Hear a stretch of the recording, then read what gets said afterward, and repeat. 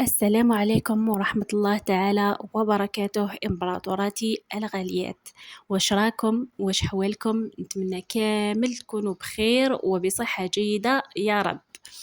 قبل ما نبدأ حبيت نشكر كامل المتابعين على التفاعل على الفيديو الماضي، وفرحت بزاف كي عجبكم الموضوع. نتمنى هكا يعني تعاونوني وتساعدوني باش نختار المواضيع اللي يعجبوكم. ماذا بيا في التعليقات تكتبوا لي واش هي المواضيع اللي تهمكم باش نهضر عليها. وتاني حبيت نرحب بالمشتركين الجدد ونقول لكم مرحبا بكم في قناة الإمبراطورة، وراني فرحانة بزاف بكم ونتمنى تعجبكم القناة. حبيباتي، اليوم راح نحكو على العطلة تاع 3 شهور. الناس بزاف تشوفها وقت راحة للطفل وبس، يعني خليه يرتاح راعيا من القراية، يعني هكا نقولوا دايما. بصح الحقيقة هي أنه الحقيقة اللي ما نحبوش عفوا نشوفوها هي أنه العطلة تقدر تكون سلاح ذو حدين. يا إما نبنيو فيها طفل واعي ومستقل وعنده مهارات، يا إما نضيعوها في الهاتف والنوم والفراغ. يعني كي نشوفوا الواقع اليوم، طفل اللي ينوض متأخر أول حاجة يديرها هي أنه يشد التليفون، ياكل هو يشوف لي فيديو، يقعد ساعات يعني يضيعهم هكاك برك غير في التليفون بلا ما يحس بالوقت. نهاره كامل يمشي هكذا، لا نشاط لا مسؤولية لا هدف. ومن بعد نقولوا وليدي ما يحبش يخدم، وليدي ما يتحملش المسؤولية. بصح هو منين يتعلمها إذا ما عطينالوش الفرصة يتعلمها من الصغر؟ يعني الطفل ما يولدش يعرف ينظم وقته، ما يولدش يعرف المسؤولية.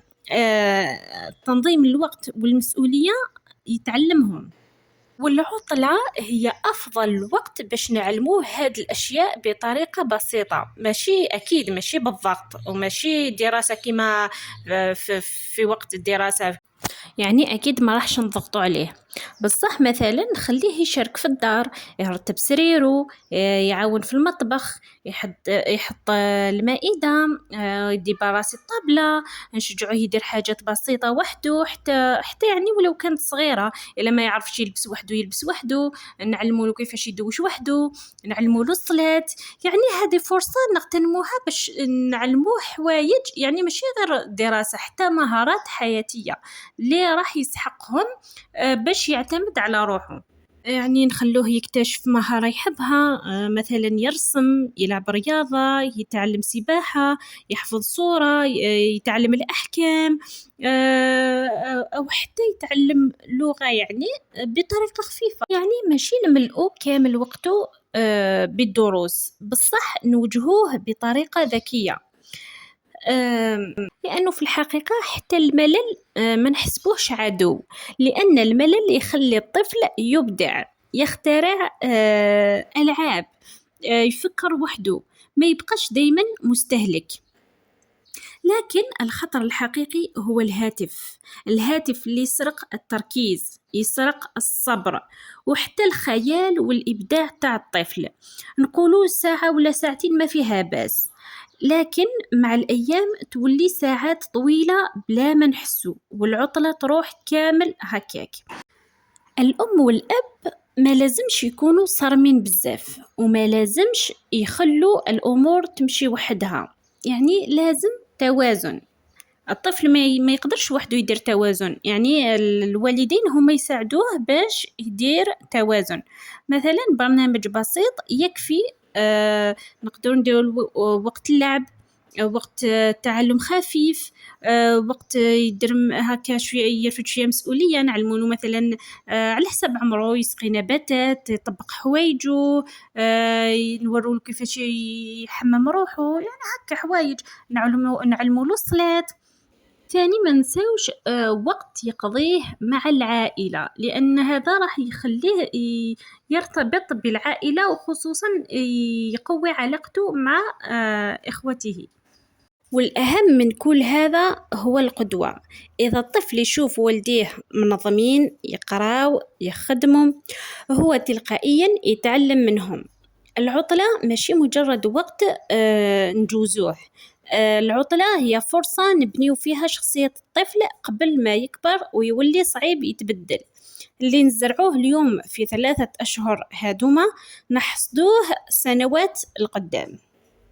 يعني هذه فرصة باش نعلموا ولادنا في الحوايج اللي ما يعرفوهمش، المهارات اللي ما اكتسبوهاش. بالك وقت الدراسة ما عندهمش وقت كافي، بصح الآن راهم قدامك 24 ساعة. يعني اغتنمي الفرصة باش يتعلموا مهارات جديدة، يعني مهارات حياتية ماشي غير القراية، حتى مهارات حياتية كما قلت لك.